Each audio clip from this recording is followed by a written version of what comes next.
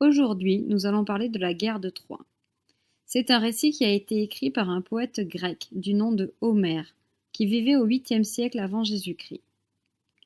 Ce récit se trouve dans une épopée qui s'appelle l'Iliade. Dans cette épopée vont s'affronter dans une guerre sans merci deux peuples vivant autour de la mer Égée, les Grecs à l'ouest et les Troyens à l'est. Intéressons-nous d'abord aux Grecs. Agamemnon, le roi des rois, dont l'objectif était d'unifier les cités grecques et de mener la guerre contre Troie. Il a un frère, Ménélas, roi de Sparte, qui a été choisi pour être l'époux de la très belle Hélène. L'armée grecque regorge de héros sur lesquels Agamemnon peut compter. Ulysse, réputé pour sa ruse et son intelligence. L'invincible Achille, réputé pour sa force et son courage, et inséparable de son compagnon Patrocle.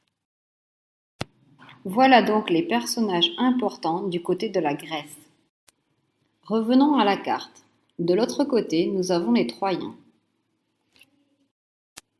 Troie est une cité paisible et prospère.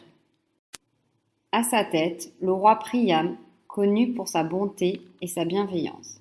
Il eut de nombreux enfants, parmi lesquels le valeureux Hector, meilleur guerrier de Troie. Le beau Paris, à qui la déesse Aphrodite a promis le cœur de Hélène, la femme de Ménélas. Vous voyez le problème? La princesse Polyxène, dont Achille le Grec tombera amoureux. Cassandre, à qui Apollon a donné le don de pouvoir voir l'avenir, mais que personne ne croit jamais. Un autre personnage important va jouer un rôle du côté des Troyens. C'est Briséis, la fille d'un prêtre d'Apollon. La guerre de Troie en quelques étapes.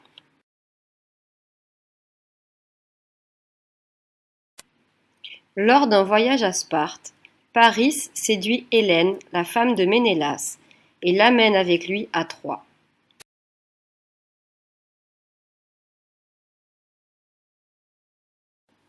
Agamemnon, prenant la défense de son frère offensé, réunit les armées grecques et après plusieurs années et plusieurs tentatives, débarque sur les côtes troyennes. C'est le début de la guerre. Pendant une dizaine d'années, Grecs et Troyens s'affrontent, mais les remparts de la ville de Troie restent infranchissables. Lors d'une de ces batailles, Achille, le guerrier grec, capture la fille d'un prêtre d'Apollon, nommé Briséis.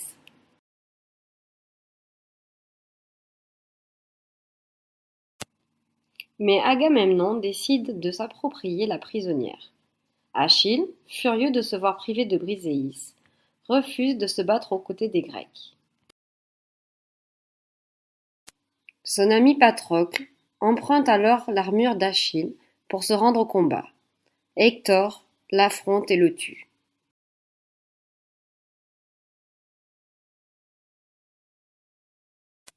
Fou de rage, Achille décide de le venger. Il provoque Hector en duel et le tue avec l'aide de la déesse Athéna. Il attachera le corps d'Hector à son char et fera 3 fois le tour de la ville de Troie avant de revenir au camp grec.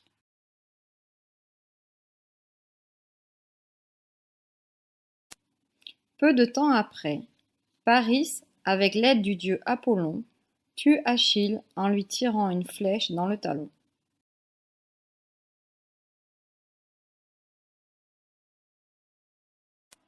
Le temps passe et la guerre s'éternise. Les Troyens se retirent derrière leurs solides remparts. Les Grecs ne parviennent pas à les franchir. Ulysse a alors l'idée de construire un cheval immense dans lequel les armées grecques pourront se dissimuler.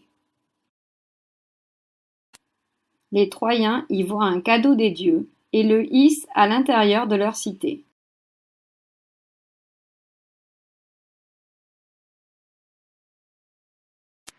À la nuit tombée, profitant du sommeil des Troyens, Les Grecs cachés dans le cheval sortent pour ouvrir les portes de la cité aux armées restées à l'extérieur. La ville est envahie. Troie est mise à feu et à sang par les armées grecques.